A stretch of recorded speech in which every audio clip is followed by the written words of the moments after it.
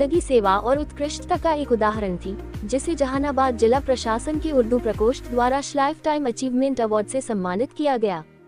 आज 8 जनवरी 2025 को उन्होंने इस दुनिया को अलविदा कह दिया और हमारे दिलों में एक अपूरणीय खालीपन छोड़ गए। जनाजे की नमाज के बाद सूर्यास्त की शम्सी आहता वो जहानाबाद बिहार में की जाएगी।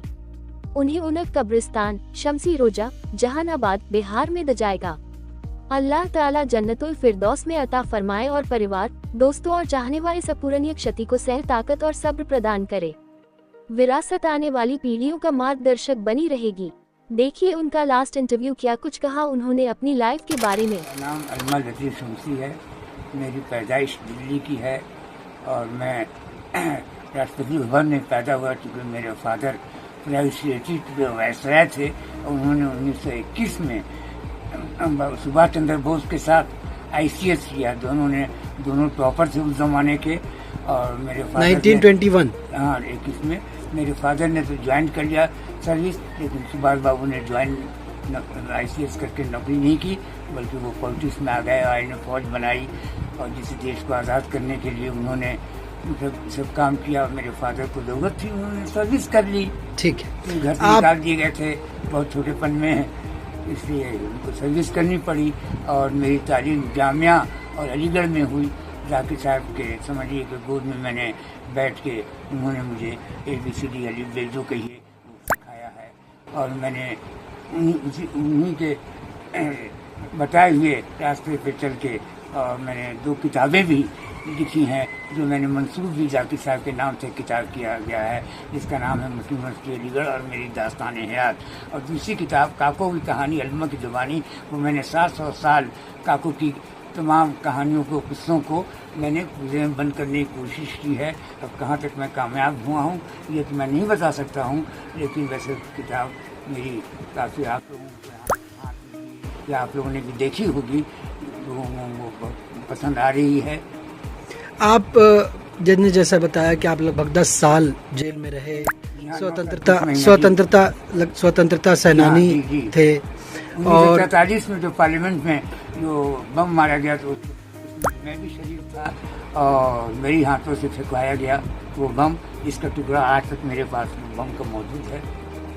अच्छा, तो उसमें सजा हुई थी या गिरफ्तारी? नहीं, मैं छोटा था ना, तो वो काफ़ी देर तक मतलब कि हमको सुबह शाम तक कनाट प्लेस के मतलब के जो ये है पुलिस स्टेशन उसी में रखा गया।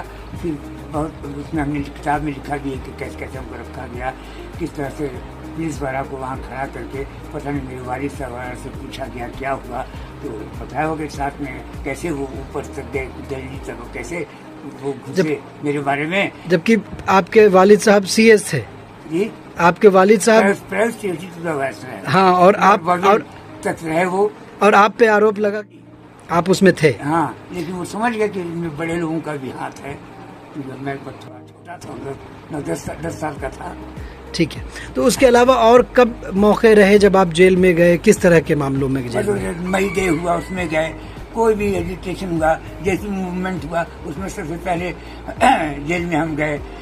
बराबर मतलब कि जेल में समझ 14 मरतबा में जेल में गया, लोहिया जी के साथ और कर्पूरी जी के साथ और क्या नाम प्रधान वर्मा के साथ, बहुत से साथियों के साथ में जेल में रहा। तमाम जेल में, तिहाड़ जेल में भी गया, नैनी जेल में भी गया, सेंट्रल जेल में भी गया। आज़ादी के बाद जब लोगों को स्वतंत्रता सेनानी का खिताब दिया जा रहा था तो आपने खिताब तो ले लिया, लेकिन किसी भी तरह के जो फायदे मिलते हैं उसके साथ? मैंने कभी एक पैसा नहीं दिया, मैंने कुर्बानी दी थी देश के लिए। मैंने पैसे के लिए कुर्बानी नहीं दी थी कि मैं जब अपनी जान को पेश कर दिया। अगर मैं उस दिन गोली मारा जाता, जिस दिन पार्लियामेंट में हम लोग लड़के पहुंचे थे, मुझे ऊपर चढ़ाया गया, तो अगर उस दिन गोली मारी जाती तो मेरी जिंदगी खत्म हो जाती।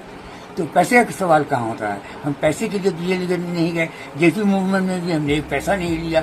मैं जेल में जहानाबाद में पहले बन रहा, उसके बाद फिर सेंट्रल जेल में भेजा गया, वीसा लगा, ये लगा, वो लगा। तो मैं उसी पे आ रहा था कि आपने ये जो इमरजेंसी लगी थी उससे पहले जो जेपी मूवमेंट था उसमें भी बढ़ चढ़ के हिस्सा लिया था। बिल्कुल। और क्या उसमें रोल रहा था आपका? मुझे जेल हुई थी, उसका में क्या रोल रहा था आपका? जो केस चला वो लतीफ़ शम्सी वर्सेस स्टेट से जो केस चला वो मेरे ही नाम से चला जहानाबाद में। अच्छा, जेपी मूवमेंट में। उस दौरान भी आप जेल में रहे? जी हाँ, बिल्कुल। तो उसका भी कभी पेंशन? हमने कभी पेंशन नहीं ली, कुछ नहीं लिखा, पेंशन कभी नहीं ली। अभी सर्टिफिकेट हमको दे दी गई है, कोई स्वतंत्रता सेनानी की, वो रखे हुए हैं। आज जिस तरह से देश में जो हालात हैं और कहा जाता है कि मुसलमानों का कोई कंट्रीब्यूशन नहीं है देश की आज़ादी में और उन्होंने क्या किया है, आज उनसे सवाल किया जाता है। अगर देखा जाए तो उतनी ईमानदारी की बात है कि जितना मुसलमानों का कंट्रीब्यूशन है, जितना उलमाओं को फांसी हो गया, लाखों उलमाओं को फांसी हुआ, यहाँ से लेकर समझिए पंजाब तक के तरफों पे लटके हुए, मतलब कि उलमाओं को लटकाया गया था फांसी देके, उसकी मिसाल मिल नहीं सकती है। फिर सबसे बड़ी मिसाल